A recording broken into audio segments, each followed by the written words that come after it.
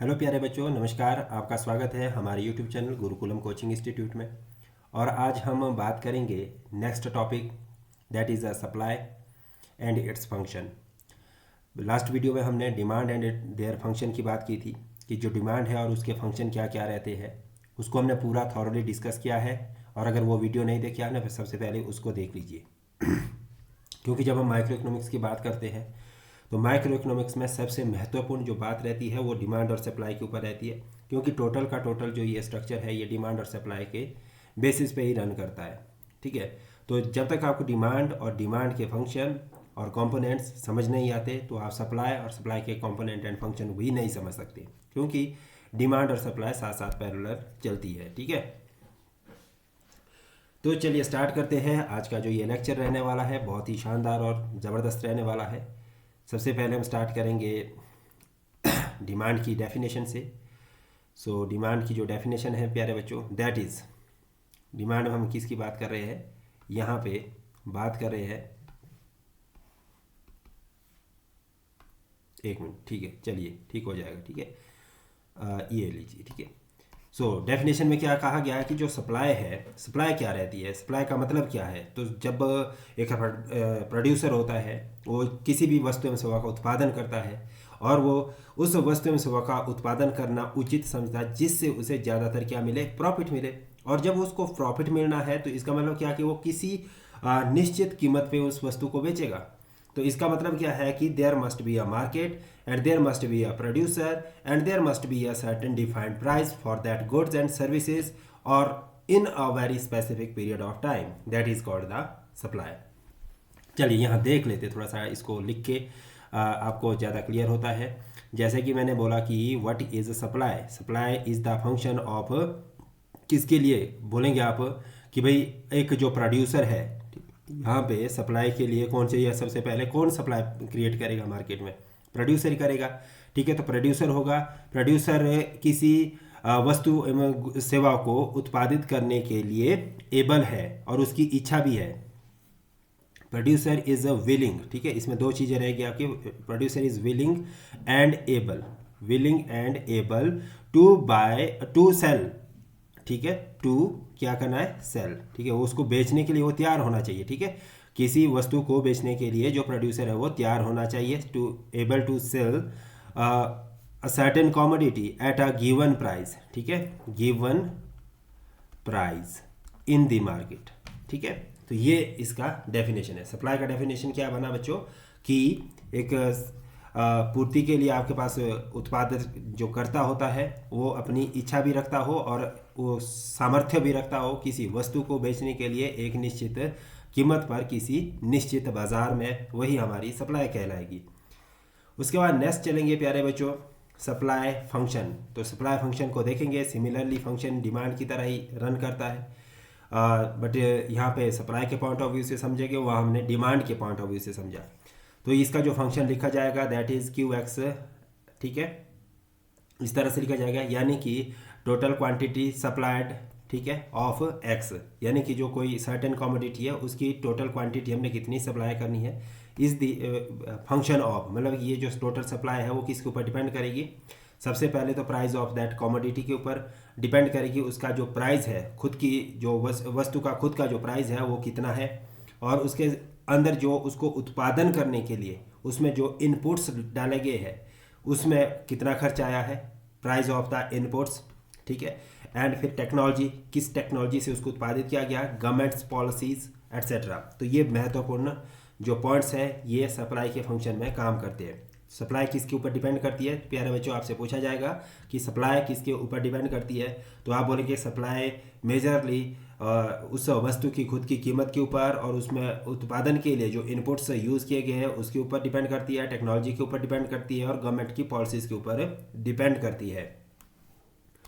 Example के तौर पे अगर आप देखेंगे कि गवर्नमेंट की पॉलिसी के ऊपर किस तरह से करेगी, अगर सपोज करो कि गवर्नमेंट किसी रॉ मटेरियल के ऊपर हैवी टैक्स ड्यूटी लगा देती है, क्या कर देती है government, heavy tax duty impose कर देती है, तो ऐसी स्थिति में उसका जो कॉस्टिंग है वो इंक्रीज़ कर जाएगा। जब इंक्रीज़ करेगा तो सप्लाई भी कहीं ना कहीं हैम्पर करेगी, क्योंकि बहुत सारे जो प्रोड्यूसर हो गए वो उस रॉ मटेरियल को अफोर्ड नहीं कर पाएंगे।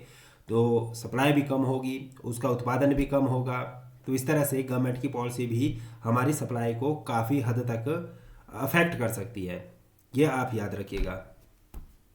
आगे बढ़ेंगे तो जब हम यहाँ पे total quantity supplied of x, ठीक है, यहाँ पर देखेंगे इंक्रीज और डिक्रीज होती है कब, जब उसकी प्राइस इंक्रीज और डिक्रीज होती है। यानी कि प्राइस के इंक्रीज करने से जो सप्लाई है वो भी इंक्रीज करेगी, और प्राइस के डिक्रीज करने से उसकी सप्लाई भी डिक्रीज करेगी। इसमें क्या समझ सकते हैं आप कि जो सप्लाई और प्राइस है उसके बीच आपस में कैसा है, डायरेक्ट रिलेशन है, बिकॉज प्रोड्यूसर्स गेट इंसेंटिव। ठीक है, क्यों ये डायरेक्ट रिलेशन होता है, क्योंकि जो प्रोड्यूसर है उसको अगर ज़्यादा कीमतें होगी, ज़्यादा कीमतों की वजह से उसको ज़्यादा प्रॉफिट मिलेगा। ठीक है, क्या मिलेगा उसको, प्रॉफिट। सपोज करिए कि कोई भी वस्तु मैं पहले 100 रुपये की बेच रहा था, ठीक है, तो मुझे उसमें कितना प्रॉफिट मार्जिन मिल रहा था, 20 रुपया मिल रहा था। लेकिन जैसे इसकी कीमतें बढ़ी, मार्केट में इसकी डिमांड बढ़ी, और सप्लाई तो लिमिटेड होती है आपको पता है, लेकिन फिर उसको डिमांड की पूर्ति को मिटिगेट करने के लिए हम क्या कर देते हैं, कीमतों में वृद्धि कर देते हैं। तो इसकी कीमतें मान लो कि 150 रुपीज़ हो गई, तो ऐसी स्थिति में इसका जो प्रॉफिट मार्जिन है, सपोज करो यहाँ से 20 से कितना चला गया, 25 रुपया चला गया। तो ये जो 5 रुपया एक्स्ट्रा पैसा मिल रहा है इसे, ये क्या है, उसका एक इंसेंटिव है। और जितना ज़्यादा कीमत होगी उतना ज़्यादा एक जो प्रोड्यूसर है वो अपनी कॉमोडिटी को सेल करना पसंद करता है, राइट। तो ये महत्वपूर्ण चीज़ है यहाँ पे। उसके बाद आता है दूसरा जो पॉइंट है, अगर हम quantity of x supplied at a certain price, ठीक है, तो अगर इसमें इनपुट्स की बात करें, ठीक है, कि अगर इसमें इनपुट्स की कॉस्टिंग अगर इंक्रीज करेगी तो सप्लाई डिक्रीज करेगी, और अगर उसकी इनपुट की कॉस्ट डिक्रीज करेगी तो उसकी जो सप्लाई है वो इंक्रीज करेगी। इसके बीच इन्वर्स रिलेशनशिप आता है। ठीक है, यानी कि जब आपके किसी वस्तु को उत्पादन करने के लिए मान लो कि कोई लेबर है, लेबर अगर वो हाई सैलरी या वेजेस चार्ज करना शुरू कर दे तो जो क्वांटिटी है वो हम कम पैदा कर पाएंगे, कम लेबर को हायर करेंगे तो कम सप्लाई आएगी। और अगर हमारे पास मान लो कि लेबर काफ़ी चीप है, ठीक है, लेबर बहुत ज़्यादा सस्ती है, तो ऐसी स्थिति में हमारे पास क्या होगा कि हम ज़्यादा लेबर को इसमें एम्प्लॉय करेंगे। ठीक है, जहाँ पर हम पहले एक लेबर को हायर कर पा रहे थे, अब हम वहाँ पे 5 लेबर को हायर करेंगे। जब 5 लेबर हायर हो जाएगी सेम वेज रेट पे, तो हमारे पास जो उत्पादन होगा वो भी ज़्यादा होगा, इंक्रीज़ करेगा। तो इस तरह से ये क्या करता है कि कम जो इनपुट की वैल्यू होगी तो आप ज़्यादा उत्पादन करेंगे, और अगर इनपुट की वैल्यू इंक्रीज़ करती है तो आपकी जो सप्लाई है वो डिक्रीज़ करती है। तो इस तरह से हम कह सकते हैं इसके बीच जो रिलेशन है वो कैसा है, इनवर्स रिलेशनशिप है, ऑपोजिट रिलेशनशिप। अब टेक्नोलॉजी के साथ जब टेक्नोलॉजी की बात आती है, अगर मान लो कि जो टेक्नोलॉजी है वो भी सिमिलरली इसी तरह से फंक्शन करती है कि अगर टेक्नोलॉजी की जो कॉस्टिंग है वो इंक्रीज़ करेगी तो सप्लाई डिक्रीज़ करेगी, और अगर टेक्नोलॉजी की कॉस्टिंग रिड्यूस करेगी तो सप्लाई इंक्रीज़ करेगी, सिमिलर। ठीक है, गवर्नमेंट पॉलिसी भी इसी तरह से काम करती है।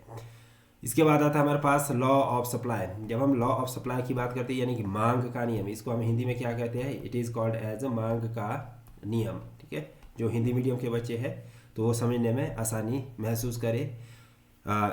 जितना मेरे से टर्म्स को एक्सप्लेनेशन हिंदी में हो पाएगा वो मैं करने की कोशिश करूँगा। लॉ ऑफ सप्लाई, ठीक है, वैसे ज़्यादातर मेरा जो एक्सप्लेनेशन रहता है वो हिंदी में ही रहता है। ठीक है, सो लॉ ऑफ सप्लाई की अगर हम बात करें, it states that's other things being remaining constant. ठीक है, तो मतलब कि अन्य सभी वस्तुएं जब समान रहे, अन्य सभी बातें समान रहने पर केवल और केवल जब कीमतों में वृद्धि और कटौती होती है तो उसकी सप्लाई के ऊपर क्या प्रभाव पड़ता है, इसी को हम मांग का नियम कहते हैं। यानी कि जब प्राइस डिक्रीज़ करेगी तो क्वांटिटी सप्लाइड डिक्रीज़ करेगी, क्वांटिटी के इंक्रीज़ करने से क्वांटिटी सप्लाइड भी इंक्रीज़ करती है। ठीक है, तो इसको हमने यहाँ पे देखिए कर्व से इसमें बताया गया है कि यहाँ पे आप देख पा रहे हैं, जैसे कि यहाँ पे हमने क्या करा है, ये प्राइस को हमने यहाँ पे डिफाइन किया P0 P1। जैसे P0 था तो हमारे जो क्वांटिटी सप्लाइड थी वो Q0 था, इतना था, लेकिन कीमतें बढ़ी तो ये यहाँ पे पहुँच गई। तो जैसी कीमतें बढ़ी तो क्वांटिटी सप्लाइड भी इंक्रीज़ कर गया। तो ये कितना इंक्रीज़ कर गया, इतना यहाँ से इंक्रीज़ करे। तो आप कह सकते हैं जो सप्लाई है वो क्या करता है, इंक्रीज़ करता है प्राइस के इंक्रीज़ होने से, राइट। और इसी तरह से यहाँ पर तो अगर इनपुट की बात करें, ये है प्राइस वाला, ठीक है। अगर इनपुट्स की बात करें तो इनपुट्स जब आप देखिए अगर इनपुट्स चीपर हो रहे हैं, ठीक है, तो ये जो सप्लाई कर्व है ये आउटवर्ड की तरफ मूव करेगा, और अगर महंगे हो रहे हैं तो ये बैकवर्ड की तरफ मूव करेगा। यानी कि ये सप्लाई कर्व हमारा इनिशियल सप्लाई कर्व ये वाला है, ठीक है। कौन सा वाला है, यहाँ पे थोड़ा सा देख लीजिए आप, ये वाला हमारे पास क्या है, इनिशियल सप्लाई कर्व है, प्राइस हमारे पास कांस्टेंट है, ठीक है। तो ऐसी स्थिति में अगर इसकी इनपुट की जो कॉस्टिंग है वो रिड्यूस हो रही है तो सप्लाई इंक्रीज़ करेगी, ठीक है। बट अगर ये इनपुट की कॉस्टिंग इंक्रीज़ करेगी तो सप्लाई हमारी क्या कर जाएगी, डिक्रीज़ करेगी, मतलब कि फिर हम इतना ही उत्पादन कर पाएंगे, ठीक है। अदरवाइज हम कितना कर पा रहे हैं, ये मान लो कि Q है, ये हमारे पास है Q1 है, ये हमारे पास Q2 है, तो हमारे पास कितना आ रहा है, उत्पादन फिर Q2 पे आ जाएगा। उसके बाद हमारे पास नेक्स्ट आता है, इसको आप इक्वेशन के बेसिस पे भी लिख सकते हैं कि quantity supplied of x is equal to minus c plus d p x, ठीक है। तो यहाँ पे अगर हम थोड़ा सा देखेंगे तो ये पॉजिटिव और नेगेटिव दोनों बेसिस में quantity supplied of x is equal to c plus d p x, ठीक है। तो यहाँ पर है कि पी ज़ीरो होने पर, ठीक है, अगर मान लो कि हम यहाँ पे जो प्राइस अगर ज़ीरो मान लेते हैं, ठीक है, तो जो क्वांटिटी सप्लाइड है वो नेगेटिव हो जाएगा। यदि मान लो कि कीमतें बिल्कुल नेगेटिव हो जाती है, माइनस में चली जाती है, तो जो आपके पास डायग्राम आएगा वो कुछ इस तरह से आएगा, ठीक है, ये वाला, ठीक है। तो यहाँ पे ज़ीरो पे, ठीक है, तो आपकी सप्लाई नेगेटिव हो जाएगी, माइनस हो जाएगी, ठीक है। बट यहाँ पे लिखा है कि यहाँ एग्जांपल के तौर पे कि प्राइस ज़ीरो होने पर जो सप्लाई है वो नेगेटिव नहीं होता, ठीक है। प्राइस ज़ीरो होने पर सप्लाई नेगेटिव नहीं होता है। तो जब प्राइस ज़ीरो नहीं होगा तो ये प्राइस जब ज़ीरो होगा तो भी हम कुछ ना कुछ एक अमाउंट जो सप्लाई का है वो हम यहाँ पे प्रोड्यूस करेंगे, ठीक है। प्राइस के ज़ीरो होने पर हम जो सप्लाई का अमाउंट है वो कुछ ना कुछ यहाँ पे मार्केट में आता रहेगा, ठीक है, ठीक है। तो ये हमारे पास दो तरह से है, ठीक है। तो जब यहाँ पे क्वांटिटी सप्लाइड मतलब कि अगर ये पॉजिटिव है, ठीक है, जो हमारे पास यहाँ पे पॉजिटिव में क्वांटिटी सप्लाई ज़ीरो भी हो जाएगी तो भी अगर प्राइस ज़ीरो भी हो जाएगा तो भी क्वांटिटी सप्लाइड ज़ीरो नहीं होगी। बट यहाँ पे आपके पास जब ये नेगेटिव है तो आपकी जो क्वांटिटी सप्लाइड है वो भी क्या हो जाएगी, ज़ीरो हो जाएगी। ये दो प्रोपोजिशन आपने याद रखनी है। अगर इस तरह का इक्वेशन दिया है तो यहाँ पे आपका आ जाएगा कि क्वांटिटी सप्लाइड नेगेटिव होगी, और अगर इस तरह का इक्वेशन आता है तो आप इस सिचुएशन में लिखेंगे कि यहाँ पे क्वांटिटी सप्लाइड पॉजिटिव रहेगी, ठीक है। यानी कि यहाँ पे प्राइस ज़ीरो हो जाएगा बट क्वांटिटी सप्लाई नेगेटिव नहीं जाएगी। ये दो चीज़ें आपने याद रखना। उसके बाद आता है इलास्टिसिटी ऑफ सप्लाई, ठीक है, मांग इसकी पूर्ति की लोच। अब पहले हमने मांग की लोच पढ़ी, अब क्या है, पूर्ति की लोच, ठीक है। ये इसको हिंदी में ये लिखते हैं। अब यहाँ पे देखेंगे हम इसको भी सिमिलरली, इलास्टिसिटी ऑफ प्राइस, ठीक है, ईपी लिखा है यहाँ पे, is the equal percentage change in quantity supplied upon percentage change in the price. ये इस तरह से लिखा जाएगा।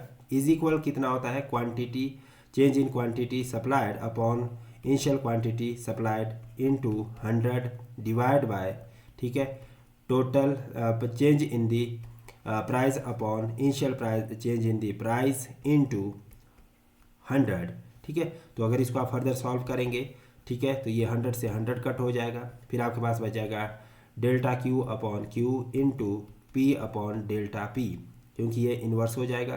फिर इसको और फर्दर सॉल्व करेंगे तो आपके पास आ जाएगा delta Q upon delta P into P upon Q.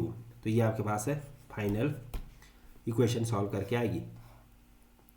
इसी तरह से इलास्टिसिटी ऑफ द प्राइस, ठीक है, सप्लाई प्राइस्ड, तो ये आप इस तरह से लिखेंगे सप्लाई की इलास्टिसिटी।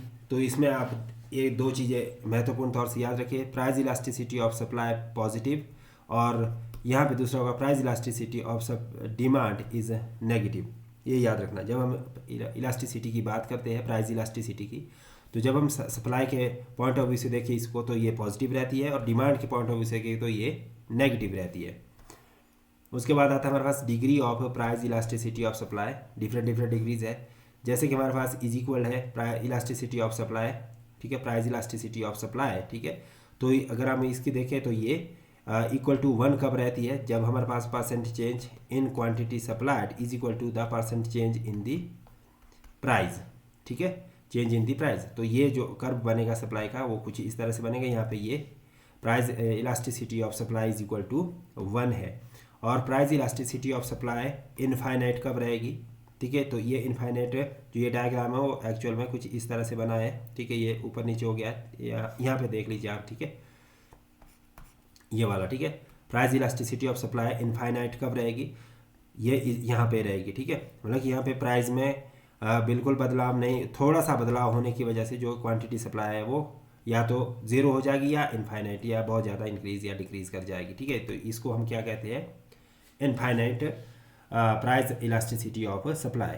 दूसरा आता है हमारे पास price elasticity of supply zero कब होती है, ज़ीरो मतलब यानी कि यहाँ पे जब ये वर्टिकल हो जाएगा, ठीक है। ये जो हमारा कर्व है ये क्या हो जाएगा, वर्टिकल हो जाएगा। तो ऐसी स्थिति में यहाँ पे प्राइस में कोई भी बदलाव आए तो इसमें सप्लाई में कोई भी ज़्यादा बदलाव नहीं देखने को मिलता, तो इसको हम कहते हैं ज़ीरो इलास्टिसिटी ऑफ सप्लाई। और greater than 1 supply price elasticity, तो ये कब रहता है, percentage change of in quantity is greater then percentage change in the price, ठीक है। अब यहाँ पे देखिए कि अगर प्राइस में कितना बदलाव आया, ये आपका इनिशियल है P0 Q0, लेकिन प्राइस में थोड़ा सा बदलाव हुआ और क्वांटिटी में बहुत ज़्यादा बदलाव आपको देखने को मिलता है, यानी कि डबल, ठीक है। इसका डबल यहाँ पे आपको चेंज इसमें देखने को मिलता है, तो ये थोड़ा सा स्टीपर होता है ये इस तरह से ना। फिर आता है fifth, price elasticity of supply is less than 1, तब ये क्या हो जाएगा, यानी कि प्राइस थोड़ा सा ये देखेंगे आप, ये इस तरह से होगा, थोड़ा सा जो आपको ये देखेंगे स्ट्रेट जैसा लाइन बनेगी इसकी। तो यहाँ पर क्या होगा कि प्राइस में बहुत ज़्यादा बदलाव आने से क्वांटिटी में थोड़ा सा बदलाव आता है, यानी कि प्राइस मान लो कि डबल चेंज हो रहा है, जैसे कि प्राइस इतना चेंज हुआ, यहाँ पे ये वाला इसका चेंजेस इन प्राइस आया, बट क्वांटिटी में जो चेंज देखने को मिल रहा है वो इसका हाफ देखने को मिल रहा है। तो इसमें क्या है कि भाई जो क्वांटिटी सप्लाई है उसमें कम आपको बदलाव देखने को मिलेगा, जबकि कीमत में आपको ज़्यादा बदलाव देखने को मिलेगा। तो ये थे 5 तरह की प्राइस इलास्टिसिटी ऑफ सप्लाई, ठीक है। ये आपको क्लियर हो गया होगा। उसके बाद चलेगा अब next demand supply and equilibrium, ठीक है।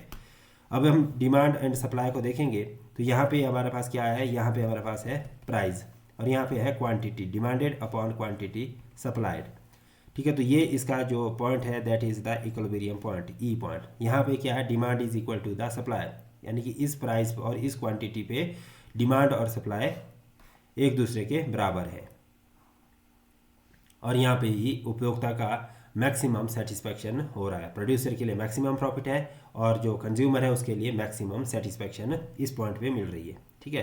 तो यहाँ पे दोनों ही जो प्रोड्यूसर है और कंज्यूमर है, प्रोड्यूसर और कंज्यूमर की अगर बात करेंगे, they both are in equilibrium point, they both are in equilibrium point, ठीक है। दोनों का संतुलन की स्थिति में दोनों। इसके बाद नेक्स्ट हम देखेंगे तो ये वाला रहने दीजिए, ठीक है। एग्जाम्पल आप करने अभी, ठीक है। पहले आप थ्योरी समझिए, ठीक है, उसके बाद एग्जाम्पल को आप समझ पाएंगे। बट ये वाली टर्म आप समझ लीजिए, प्राइस सीलिंग। प्राइस सीलिंग क्या होता है, ठीक है। प्राइस सीलिंग का मतलब कि जहाँ पे मैक्सिमम कैप लगा दी जाती है, कि गवर्नमेंट मैक्सिमम कैप लगा देती है, यानी कि यहाँ पे आप देखेंगे maximum price fixed by the government या किसी अदर अथॉरिटी के द्वारा beyond which producer can't charge, मतलब इससे ज़्यादा फिर प्रोड्यूसर कोई भी जो प्राइस है मार्केट में चार्ज नहीं कर सकता, ठीक है। तो इसी को हम प्राइस सीलिंग कहेंगे। जो प्राइस सीलिंग होगी आपकी वो 2 तरह की होती है, एक होती है बाइंडिंग और दूसरी होती है नॉन बाइंडिंग। जो प्राइस बाइंडिंग होगा उसी को हम क्या कहते हैं, एक्सेस डिमांड कहते हैं, ठीक है। यानी कि यहाँ पे सप्लाई लेस देन डिमांड होता है। तो जो उस स्थिति में जब आप बाइंडिंग प्राइसिंग लगा देंगे तो आप एक लिमिटेड अमाउंट में ही सप्लाई करेंगे, और उस सप्लाई के बाद जो गैप बच जाएगा, ठीक है, जो मतलब मार्केट में प्रोड्यूसर के द्वारा नहीं भेजा जाएगा, तो उसको कौन पूरा करेगा, उसको पूरा करने के लिए हमारे पास गवर्नमेंट आएगी, ठीक है। कौन आएगी, गवर्नमेंट आएगी, और वो उस गैप को पूरा करेगी, ठीक है। तो इस तरह से होगा।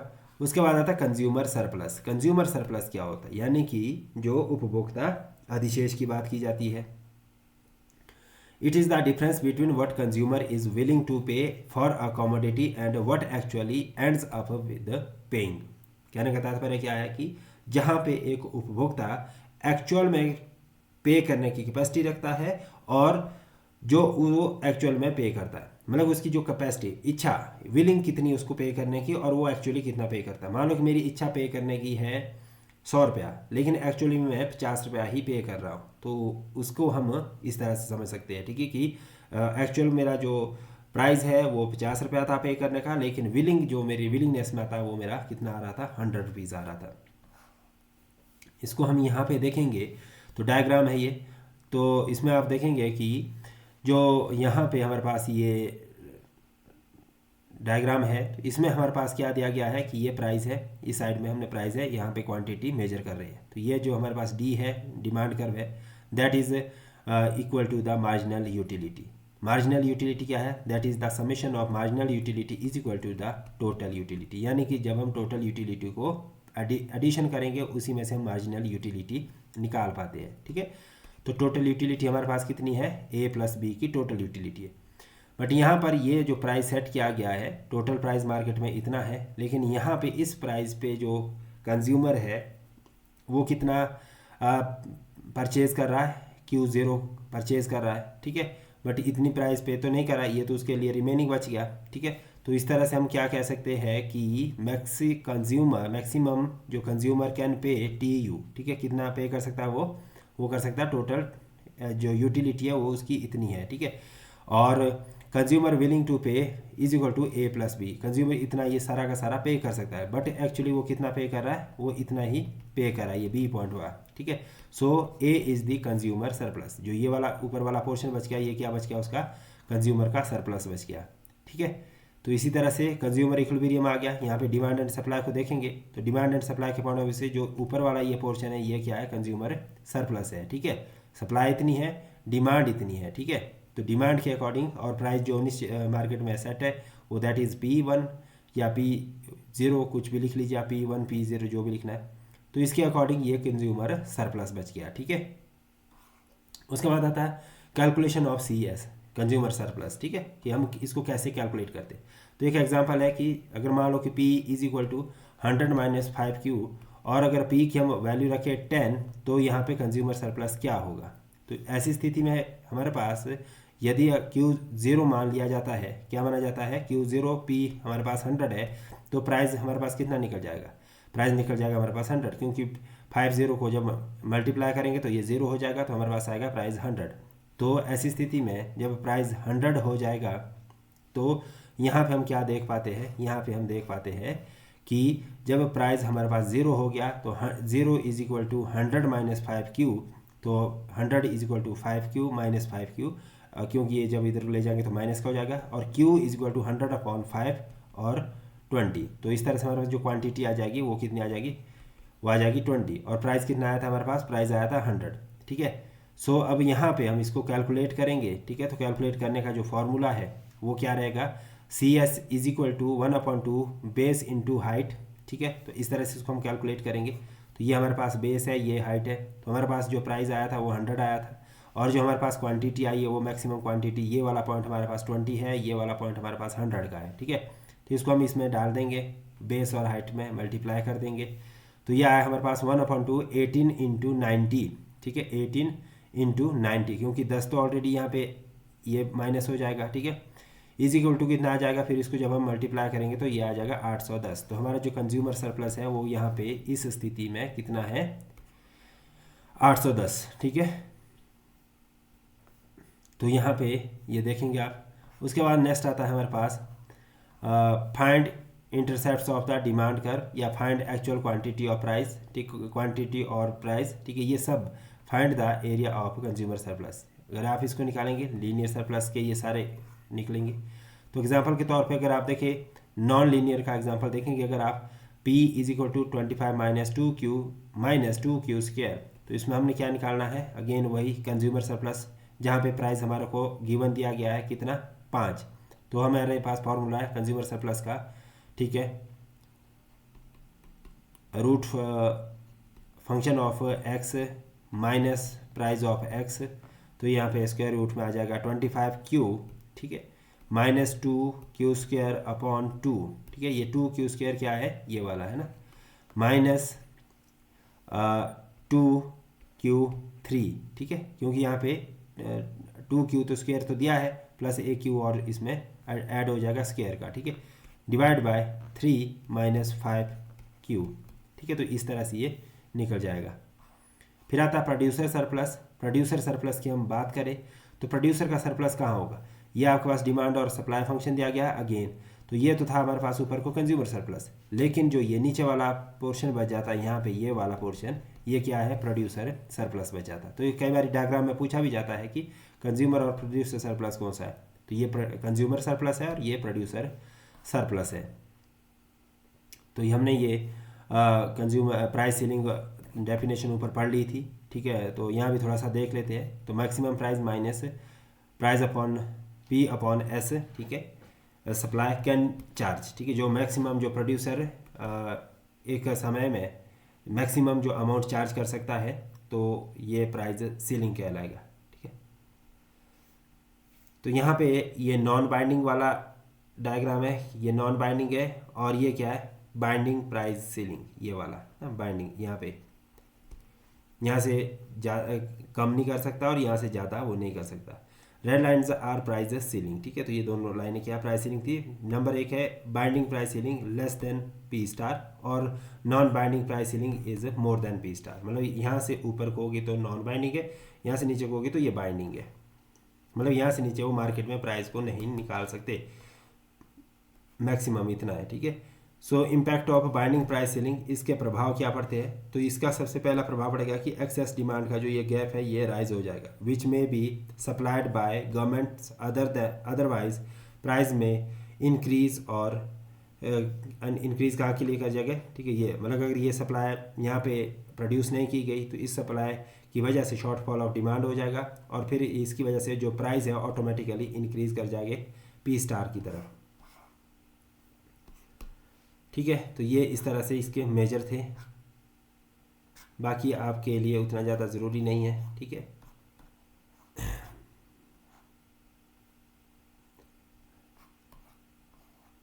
एक ये वाला देख लीजिए, tax burdens are equal here, ठीक है।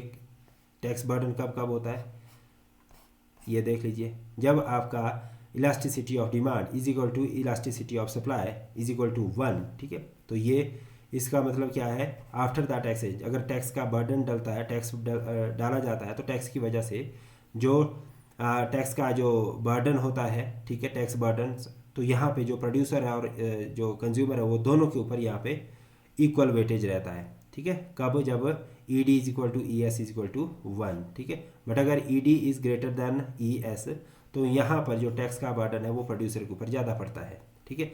बट इसके कंपैरेटिवली अगर इसके ऑपोजिट होता है, ED is less than ES elasticity of supply, तो यहाँ पे जो मोर बर्डन है वो कंज्यूमर के ऊपर आ जाता है। लेकिन अगर elasticity of demand is equal to 0 हो जाती है, ठीक है, तो all the burden are paid by the consumer, तो ऐसी स्थिति में सारा का सारा जो बोझ है वो कंज्यूमर के ऊपर आ जाता है। लेकिन अगर ED इनफाइनाइट हो जाए तो ऐसी स्थिति में जो टैक्स का बर्डन होगा वो प्रोड्यूसर के ऊपर चला जाएगा। तो ये हमारा आज का लेक्चर था। Thank you to watch this video, and if you want live classes तो आप इस नंबर पे संपर्क करें और हमारे जो पेड कोर्सेज है उसमें एनरोल करिए, ताकि आपको डेली लाइव क्लास में डाउट सेशन लाइव हो सके। Thank you.